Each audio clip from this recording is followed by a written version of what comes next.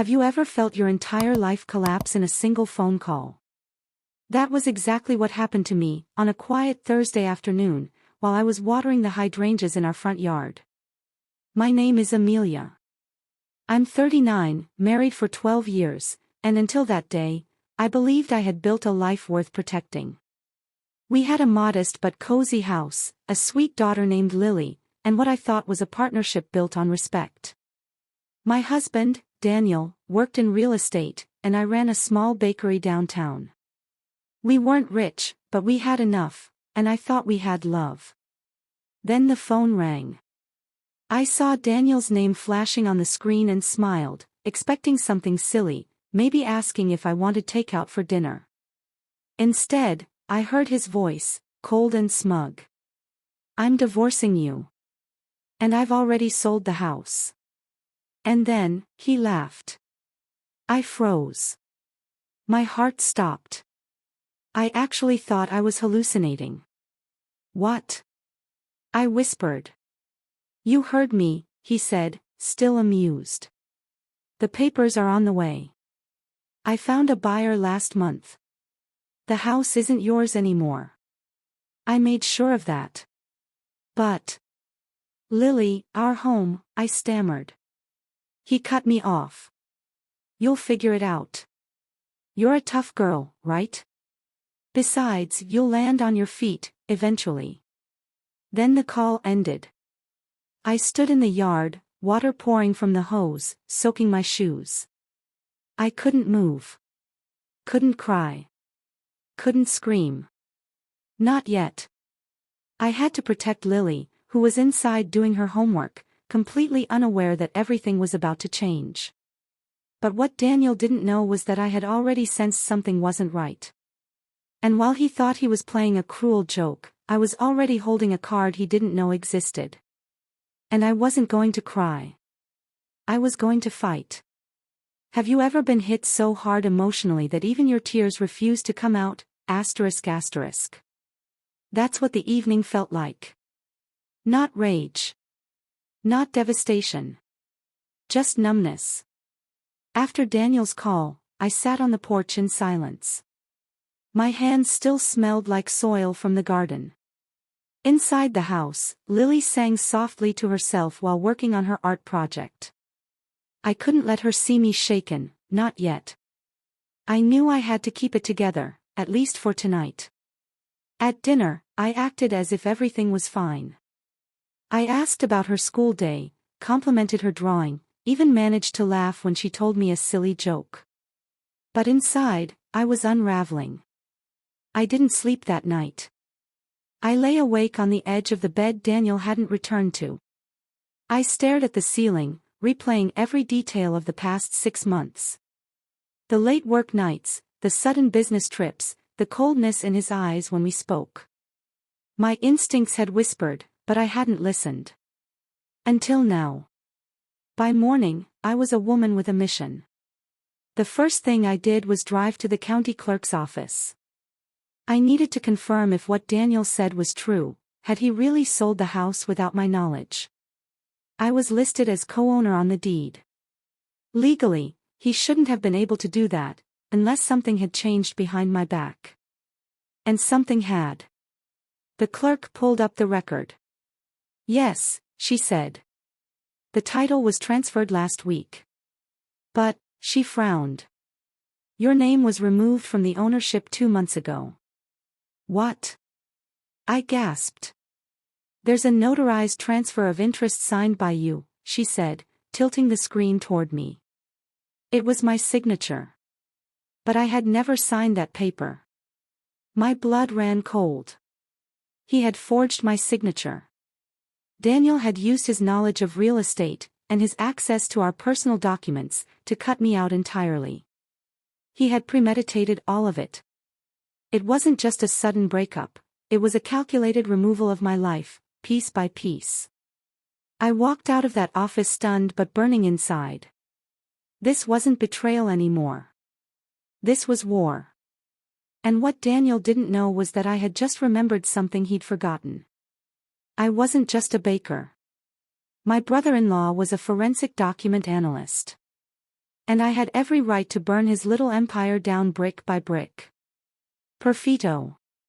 Aquí está o capítulo 3 de Historia de Amelia, mais longo, mais intenso e como vingança comunicando a se formar nos bastidores.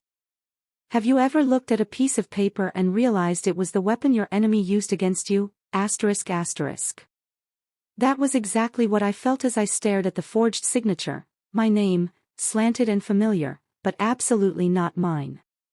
Daniel had planned everything like a professional thief. He didn't just walk out of our marriage, he walked out with the house, the power, and the smile of someone who thought he'd never face consequences. But he made one fatal mistake, underestimating me. That same afternoon, I drove straight to my sister's house. When I stepped inside, Emma knew something was wrong before I even opened my mouth. "Sit," she said, taking the keys from my shaking hand. I showed her the document. The forged signature. I didn't need to explain. Emma's husband, Kyle, was a licensed forensic document analyst and had worked on several fraud cases. Within minutes, Kyle had the papers spread out on their kitchen island, a magnifying glass in one hand, a pencil in the other. "This isn't your signature," he said flatly. "The pressure points are wrong. The slant is forced. It's a copy." I felt the first wave of fire rise in my chest, not panic, not despair. Power. "I want to press charges," I said, and my voice didn't shake. "And I want to make sure Lily and I aren't left with nothing." Kyle nodded. "We'll get a full report. It'll be admissible in court." The next step was to secure myself financially. I went to the bank to freeze our joint accounts, but I was too late. Daniel had already emptied them. Every cent was gone. But he forgot something. 6 months ago, Daniel convinced me to open a separate business account for the bakery, just in case. I agreed and never really touched it. But now, that account had a reserve I could survive on for a while. It wasn't much, but it was enough to start moving in silence. I hired a lawyer. A tough, no-nonsense woman named Monica, who looked like she chewed on broken contracts for breakfast. When I handed her the forged document and Kyle's preliminary analysis, her eyes narrowed. "This man is stupid," she said. "This is felony-level fraud. He's not getting away with it." I smiled for the first time in days. Daniel thought he'd humiliated me with a phone call and a laugh. But what he didn't know was that with every step he'd taken to erase me, he'd left behind a trail, of arrogance, of deceit, of fraud. And I was following that trail straight to his carefully crafted destruction. Have you ever been so calm, so composed, that people mistake it for weakness, when in reality, you're preparing for war, ***. That was me, for the next few days. Daniel hadn't called again. I suppose he thought I was too broken, too shocked to fight back. That was his second mistake. His first was believing he could erase me. While I waited for the official forensic report, Monica, my attorney, started putting pressure on the title company that processed the sale of the house.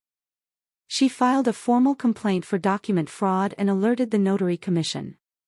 Turns out, the notary who witnessed my signature hadn't worked a single file for months. We had them. But I stayed quiet. I still lived in the house. Daniel hadn't shown his face, and legally, eviction would take time. So I kept the lights on, took Lily to school, and baked pies like nothing had happened. I was the ghost of the life he abandoned, still there, still moving, still watching. Then came the kicker. Jessica. Yes, her. The woman Daniel had been seen with months ago, the one I'd once mistaken for a distant colleague. She showed up, at my bakery. At first I didn't even recognize her. She walked in with sunglasses, a stiff smile, and that forced elegance women like her often wore like armor. She ordered a coffee and a muffin. Then she just lingered. I finally asked, "Can I help you with anything else?" And she said, without blinking, Daniel told me you'd be gone by now. I smiled. Wide. Calm. Well. I'm still here. And I'm not going anywhere. She blinked, clearly thrown off. You don't seem angry. Oh, I am, I said, leaning in slightly. But I've learned that real power doesn't scream. It moves in silence, gathers its weapons, and waits for the perfect time to strike. She looked uncomfortable. Good. Jessica left without finishing her muffin. That same night, Monica called me. The official analysis is ready. Your husband committed forgery. We're moving forward with criminal charges, and we're filing for an emergency injunction to freeze any remaining assets in his name. I thanked her and hung up. Then I went to the kitchen and lit a single candle. Not for peace. Not for grief. For battle. Daniel had tried to wipe me out of our life. Now I was going to remove him from mine, legally, financially, and permanently. Have you ever watched someone smile as their world quietly crumbled behind them? That was the expression on Daniel's face the day we finally met face to face again. It was at Lily's school. She had a science fair project she was presenting, and I hadn't told her a thing about what was going on. I wanted her to have one piece of normalcy left untouched. Daniel showed up late, of course, wearing his usual expensive blazer and that irritating smirk he wore like cologne. I watched from across the room as he greeted Lily with a hug, as if he hadn't tried to erase the roof over her head. He approached me casually, like nothing had happened. Amelia, he said smoothly. You look tired. I smiled politely. Funny. I was just thinking how good I feel lately. He raised an eyebrow, clearly sensing something was off. Still staying at the house?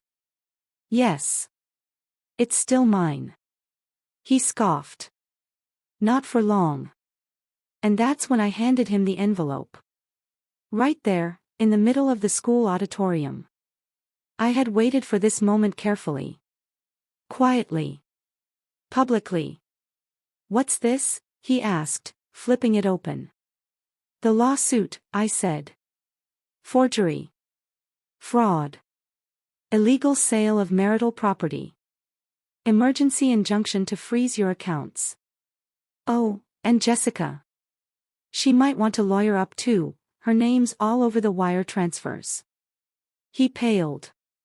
People nearby looked up. He forced a smile, trying to hold himself together, but his hands were already shaking. You're bluffing. Then I suggest you read the last page, I replied. He did.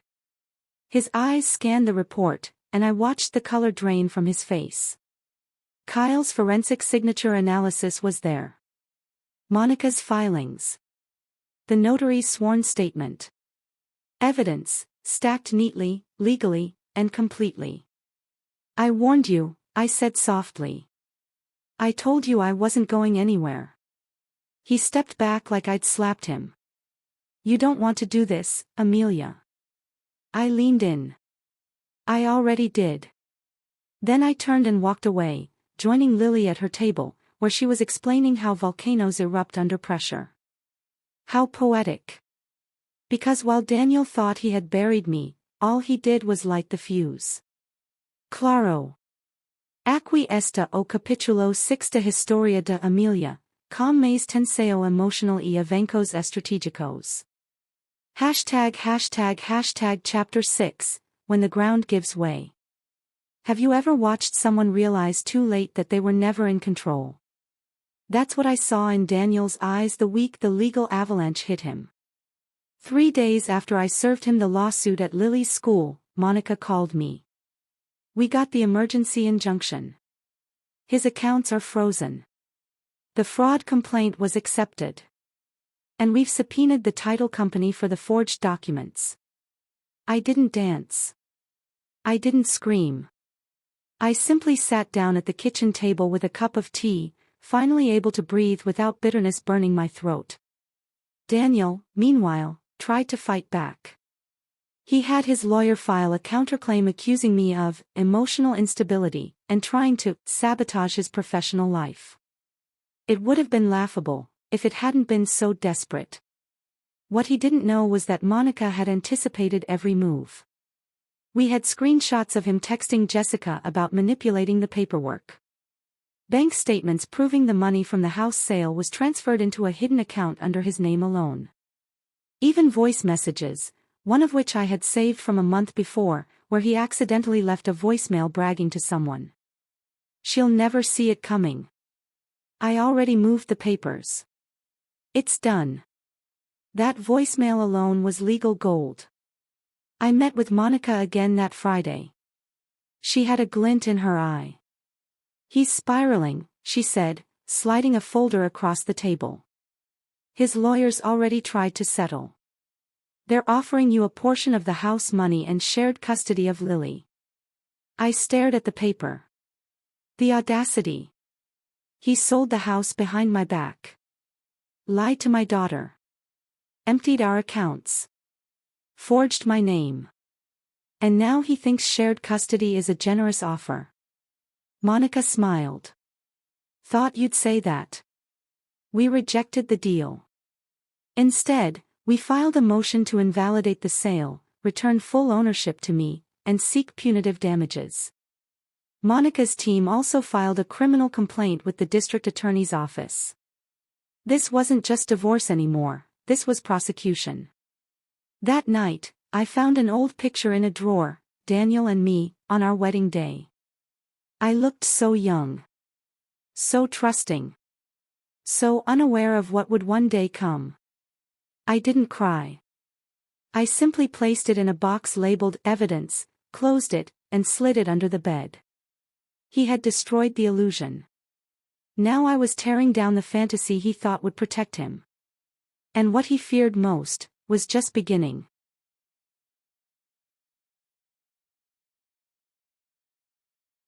Have you ever watched someone lose control piece by piece, and pretend they were still winning? That was Daniel, pretending. Word started to spread in his professional circle. Quiet rumors. Questions. His charm, once his greatest weapon, had begun to fade. The real estate firm he worked for, run by his longtime friend, called Monica's office asking if the accusations were true. We sent them everything. A week later, Daniel was temporarily suspended pending investigation. Jessica. She went silent. No social media, no bold appearances, no more smug visits to my bakery. I'd heard through someone at Daniel's firm that she had resigned for personal reasons. I didn't need confirmation. I knew exactly why she disappeared. Cowards don't confront consequences. They slip away from them. Meanwhile, Monica secured a court date. The fraud claim was solid. The forensic report had been verified by a second expert. The judge assigned to our case had a history of zero tolerance for financial abuse in divorce proceedings. Daniel was running out of places to hide. And the best part? He still thought I wanted revenge. But what I really wanted was restoration. For Lily. For myself. For every woman who has ever been cast aside by a man who thought her silence was surrender. Have you ever walked into a room where someone expected to destroy you, only for them to realize they no longer had that power? That courtroom was mine. Daniel showed up in a dark suit, trying to look confident. He avoided my eyes. He knew the evidence. He knew what was coming. But pride dies slowly in men like him. The judge listened quietly as Monica presented our case. She walked them through every detail, the forged signature, the manipulated sale, the hidden accounts, the voicemail, the psychological impact on Lily and me. Then came the moment of truth. The forensic analyst stepped forward, under oath, and confirmed without hesitation. The signature on the property transfer was not made by Amelia. It hit like thunder. Daniel's lawyer scrambled to shift the narrative, claiming emotional stress and misunderstanding, but it was too late. The judge stopped them mid-sentence. This isn't a misunderstanding. This is fraud. Then he turned to Daniel. You used your knowledge and access to exploit your wife. The sale is void. Full ownership of the property returns to Mrs. Alvarez. Mrs. Alvarez. My name. My house. My life, restored star. I looked at Daniel for the first time in that courtroom. He looked small. Lost. Exactly how he had tried to make me feel. But I didn't smile. I didn't gloat. I simply turned my gaze back to the judge and waited for the last word. When a house burns down, the flames are fast, but the smoke lingers for a long time, That's how the days after court felt. Like walking through ash, but finally breathing again. The judge not only returned the house to me, but ruled for financial compensation and authorized a full investigation into Daniel's actions. Criminal charges were still pending, and Monica was confident they'd stick. Daniel moved in with a cousin out of town. His former colleagues distanced themselves. The man who once laughed over the phone about selling my home had lost everything he thought made him powerful. Meanwhile, I took Lily to the park. She had no idea how hard I had fought to keep her life stable. And I didn't tell her, not yet. Because her peace mattered more than my pride. That night, I repainted the front door. A simple gesture. But when I stepped back, brush in hand, I realized what it really meant. I had taken back what was mine. Not just the house. Not just the money. But my dignity. My name. My voice. Have you ever been told you were finished, only to rise higher than you've ever been? That was me. Not a survivor. A builder. Weeks after the court ruling, the storm finally settled. The house was mine again, not just legally, but spiritually. I donated the furniture Daniel had chosen, repainted the walls, and filled the space with new memories. Not as a way to erase the past, but to honor how far I had come. I was no longer the woman begging for answers or doubting her own instincts. I was no longer the one waking up in a stranger's silence.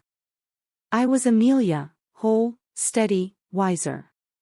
Lily and I planted a tree in the backyard together. She asked why, and I said, because everything that grows strong starts with something buried. Daniel never apologized. Not sincerely. But I didn't need his apology. His downfall wasn't what healed me, my own strength did. Jessica. No one talks about her anymore. It's like she vanished along with the illusion they tried to sell me. And as for me, I'm living. Peacefully. Fully. Powerfully. Some might say I won. But I didn't come out of this looking for victory. I came out of this ready to rebuild my life, on my terms. With truth. With dignity. With fire that didn't consume me, it reforged me. Now I want to ask you something. Have you ever been betrayed by someone who thought you'd never recover? Tell me in the comments below, and remember, silence is not weakness. Sometimes it's the beginning of the loudest storm.